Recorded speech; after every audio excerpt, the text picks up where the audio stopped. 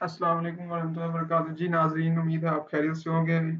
आपकी खिदमत में पेश करता है बंदा फ़कीर ज़ैनुल आबिदीन एक और व्लॉग।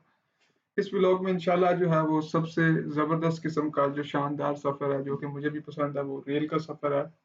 और चाहे जहाज़ का सफ़र हो, गाड़ी का हो या कोई और सफ़र हो, लेकिन मैं रेल का सफ़र सबसे ज़्यादा पसंद करता हूँ। तो इंशाल्लाह ताला आज हम जो है वो फ्रांस की तेज़ रफ़्तार तरीन जो ट्रेन है, 300 से ऊपर चल किलोमीटर पर आवर के हिसाब से जो चलती है, उसको इंशाल्लाह ताला हम देखेंगे कि उसका क्या कितना मज़ेदार सफ़र है। तो पिछले व्लॉग में हम जो है वो ट्रेन स्टेशन की तरफ जो है वो निकल पड़े थे। और यहाँ से ट्रेन स्टेशन क्योंकि थोड़ा सा नीचे बेसमेंट की तरफ है, तो हमने एलिवेटर से नीचे जो है वो उतर रहे हैं।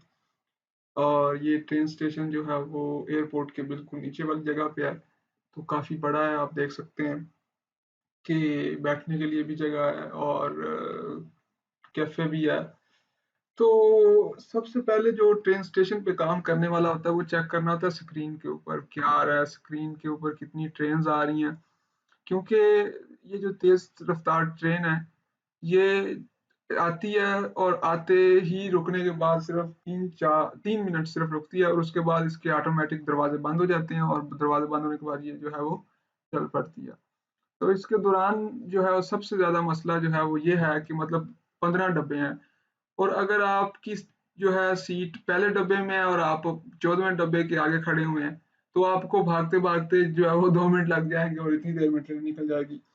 इसके लिए स्क्रीन पे देखना होता है कि ट्रेन कौन से प्लेटफ़ॉर्म पे आ रही है, क्योंकि 5-6 तकरीबन प्लेटफ़ॉर्म होते हैं कम से कम बड़े-बड़े ट्रेन स्टेशनों पे।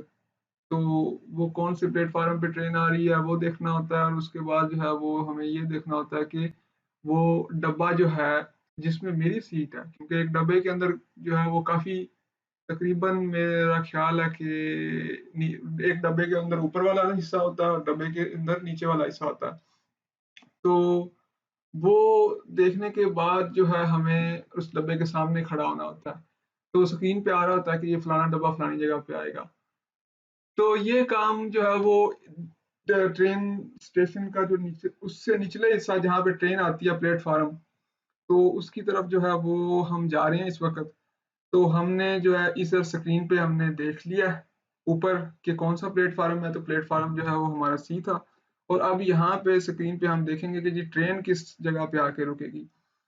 तो उसके लिए जो है वो हम स्क्रीन पे जो है वो देखा हमने, तो हमें पता लगा कि जो हमारी ट्रेन है वो 10 नंबर डब्बे के हमारी जो सीट है वो 10 नंबर डब्बे पे, और वो जो है उसकी लोकेशन जो है उन्होंने पट्टियाँ लगाई होती हैं कि ये ए है, ये बी है, ये सी है, और डब्बा नंबर 1 ए के सामने आएगा, डब्बा नंबर बी, डब्बा नंबर 2 जो है वो बी के सामने, तो इस तरह करके उन्होंने जगह बनाई होती है। तो ये जो है यहाँ पे भी आप देख सकते हैं कि दूसरी तरफ भी ये ऊपर जो है वो ट्रेन स्टेशन बैठने के लिए जगह बनाई थी, और ये नीचे जो है वो प्लेटफ़ॉर्म है। तो काफ़ी खूब मतलब ज़बरदस्त एरिया है, साफ-सुथरा माहौल है, और इधर भी बैठने के लिए जगह बनाई है क्योंकि रश होता है। वो बूढ़े अफ़राद भी होते हैं, उन्होंने उनके लिए जो है वो जगह बनाई है। और इसके अलावा जो है यहाँ पे सबसे मज़ेदार चीज़ जो है वो ये है कि अ, इत गर्मियों के अंदर जो है उन्होंने पंखे वग़ैरह भी लगाए होते हैं, और सफाई-सुथराई और कोई मसला नहीं है। ज़बरदस्त इलेक्ट्रिक ट्रेन है, और बूढ़ों के लिए एलिवेटर का जो है वो लिफ्ट का भी इंतज़ाम किया गया है मतलब। तो अगर कोई बंदा जो है वो अकेला भी यहाँ पे आए और वो माज़ूर है, या उस व्हील चेयर पे आना चाहे, तो उसके लिए भी कोई मसला नहीं होगा, इतना ज़बरदस्त सिस्टम बनाया हुआ है इन्होंने। तो अभी हम जो है वो ट्रेन का इंतज़ार कर रहे हैं यहाँ पे। तकरीबन जो है वो ट्रेन हमारी आएगी 3 बज के जो है 28 मिनटों पे। तो अभी कुछ मिनट रह गए हैं।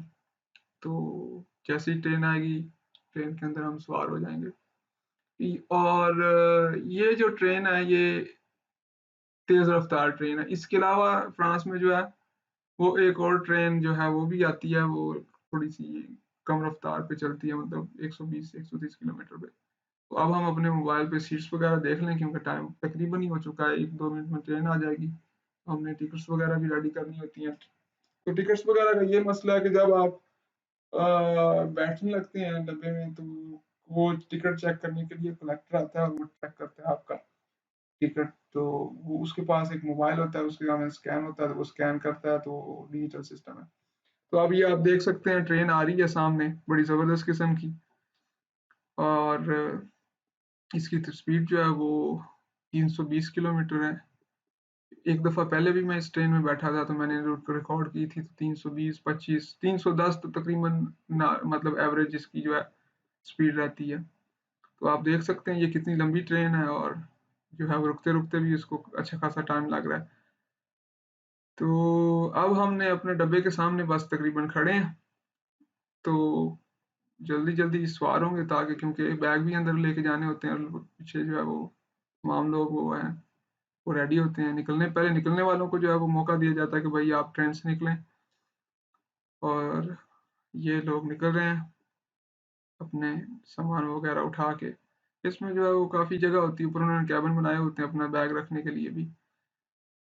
तो अब जी हम अंदर आ गए हैं, और हम देखेंगे अपने सीट नंबर ऊपर है या नीचे है, क्योंकि ऊपर डेक होता है और एक नीचे डेक होता है। तो हमारा जो सीट नंबर है वो ऊपर की जानिब है, तो हम सीढ़ियों से ऊपर की तरफ जाएँगे, और वहाँ पे अपना सामान रखेंगे। सामान रखने के बाद जो है वो सीट्स की जानिब जाएँगे। तो ये जो हैं सब दोस्त, जो दूसरे दोनों दोस्त हैं, तो जी हम अपने तकरीबन सीट्स वगैरह को देख लिया। तो इस ट्रेन का जो है वो ये नज़्म-ओ-ज़ब्त बड़ा ज़बरदस्त है कि ये नहीं हो सकता कि कोई और बंदा आपकी सीट पे बैठा हो। कोई बैठा भी हो तो उसको आप कह दें, इतना कोई ज़्यादा मसला नहीं होता, तो वो उठ जाएगा फ़ौरन ही।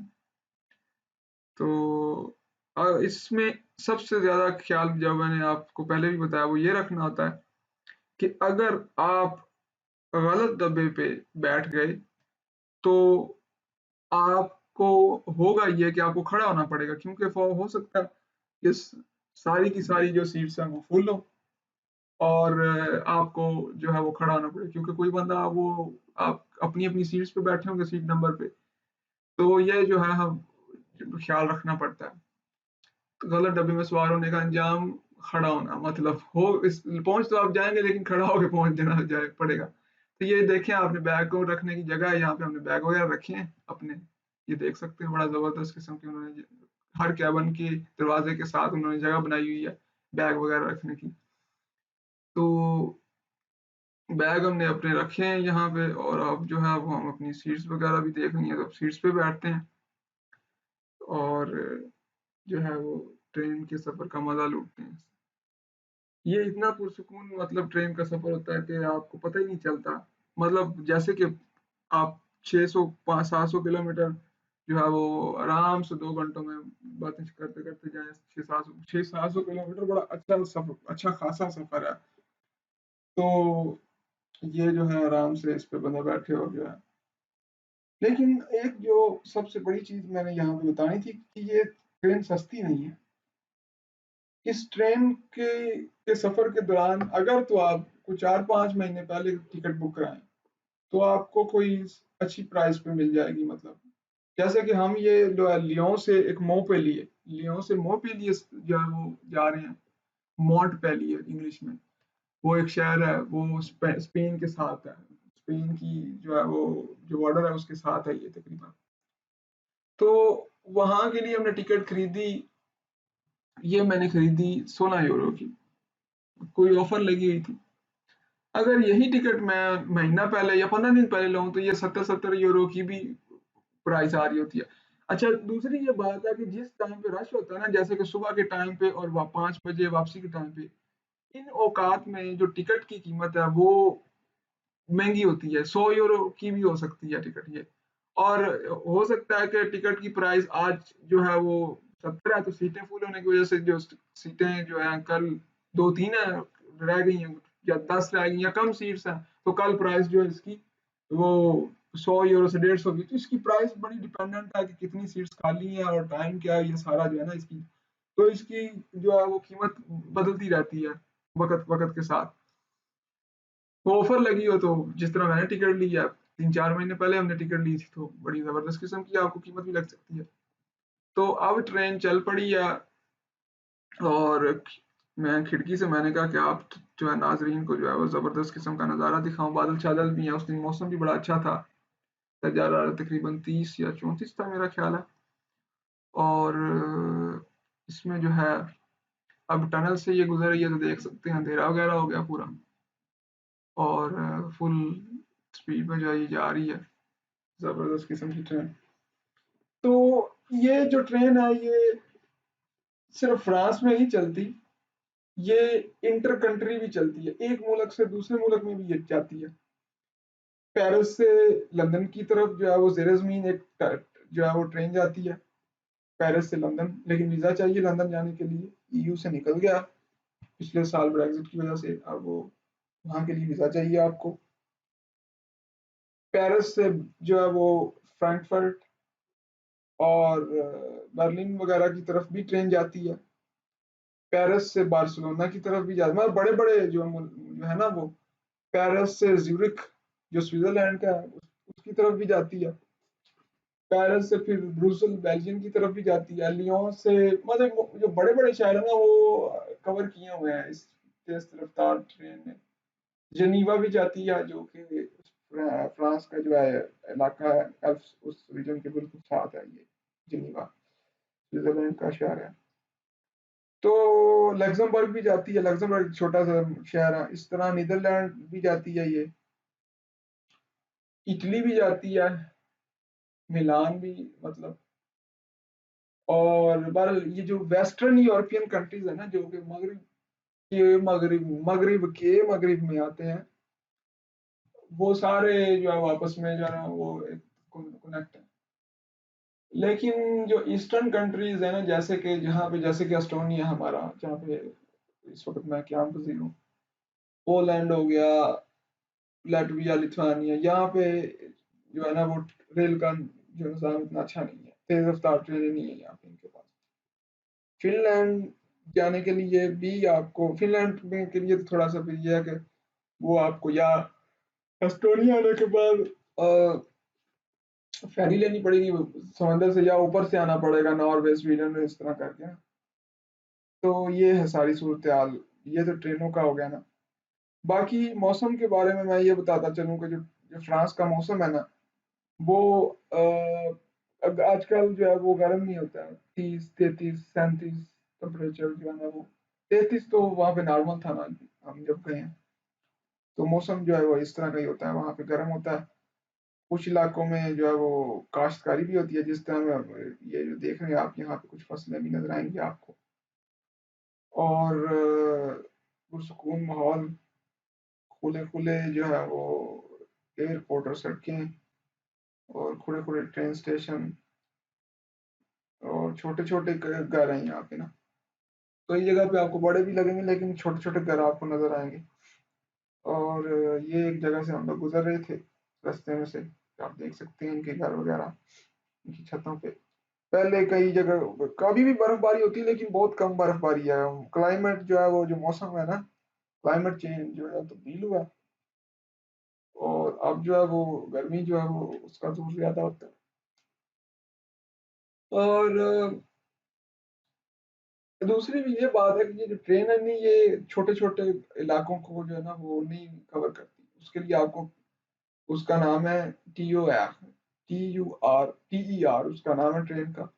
ये SNCF वो ट्रेन जो है वो छोटे छोटे मतलब गाँव में भी जाती है, लेकिन इतनी भी वो स्लो नहीं है, अच्छी खासी उसकी भी जो है वो रफ्तार है, मतलब 120-130 किलोमीटर।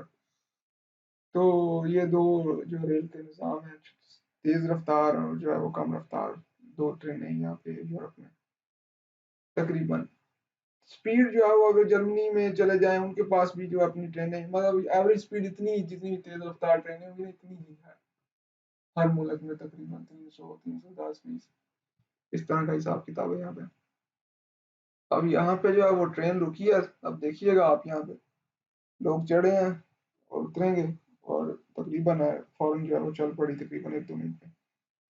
दरख्त वगैरह भी हैं जबरदस्त किस्म का, सारा जो है वो ठंडे इलाके भी हैं, लेकिन जो है वो गर्मी आजकल जो है वो वहाँ पे जबरदस्त किस्म की पड़ रही है।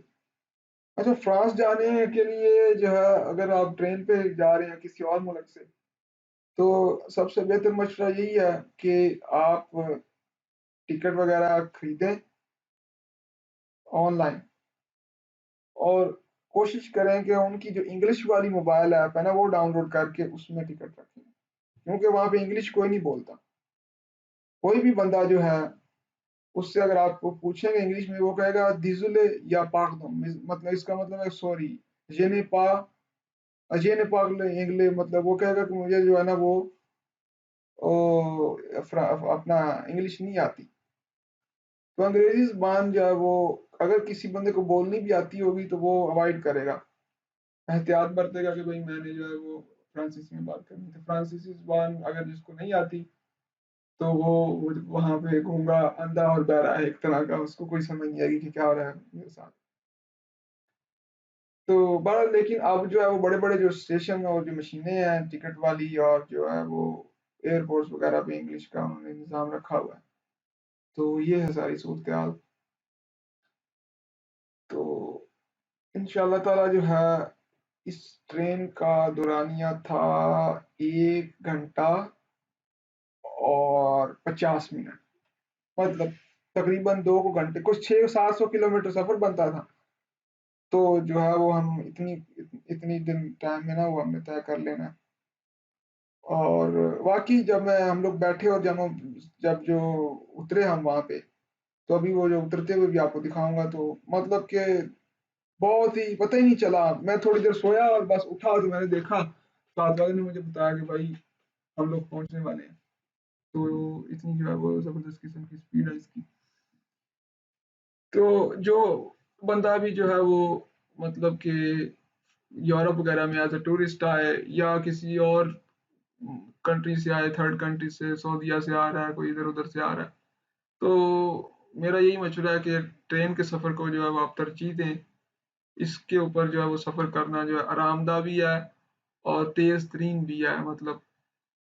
तो ये जो है वो मतलब कि एक बड़ी ज़बरदस्त किस्म की सहूलत है, ये जो है ना, उन्होंने अपनी मेहनत की है उन्होंने, और अपनी कौम के लिए जो है वो सहूलत है। तो मेहनत जो है वो फिर करनी पड़ती है, कुछ पाने के लिए जो है वो टाइम तो लगाना पड़ता है। तो इन कौमों ने पिछला जो वक़्त गुज़ारा है वो, मतलब कि एक वक़्त था कि इनको जो है खाने को ब्रेड भी नहीं मिलती थी। इनकलाब जब आया इनका, तो ये सारी सूरत-ए-हाल। बहरहाल अल्लाह खैर करे। अब जो है वो बस ट्रेन पहुँचने वाली है, हमने कहा कि भाई जल्दी-जल्दी क्योंकि उतरना है, तो रश हो जाता है। अब अक्सर औक़ात ऐसे होता है कि गेट पे ऐसे लंबी कतार लग जाती है, क्योंकि लोग जल्दी-जल्दी उतरने की कोशिश करते हैं, कोई रह जाए तो वो रह गया, बस। तो अगले स्टेशन पे उतर के फिर वापस आना पड़ेगा। तो हमने कहा कि भाई जल्दी-जल्दी अपने बैग पकड़ो और जो है ना, फ़ौरन जो है वो नीचे जाके जो है वो दरवाज़े के सामने खड़ा होके इंतज़ार करें। तो हमने जो है बैग वग़ैरह उठाए और नीचे आ गए हैं गेट के सामने बस। जैसे ही अब ट्रेन निकलेगी, तो ये जो है, मोहपल्ली की बात करूँ अगर, तो ये काफ़ी पुराना इधर जो है वो शहर है, बड़ा पुराना शहर है। जो यूनिवर्सिटी जहाँ पे जो हमने जाना है, तकरीबन 600 साल पुरानी यूनिवर्सिटी है। बड़ी उसकी ब्रांचेज़ हैं, मेडिसिन वगैरह, केमिस्ट्री, ये वो, इंजीनियरिंग सारा कुछ करवाते हैं। तो इतनी पुरानी यूनिवर्सिटी, आप देख लें कि ये शहर कितना पुराना होगा।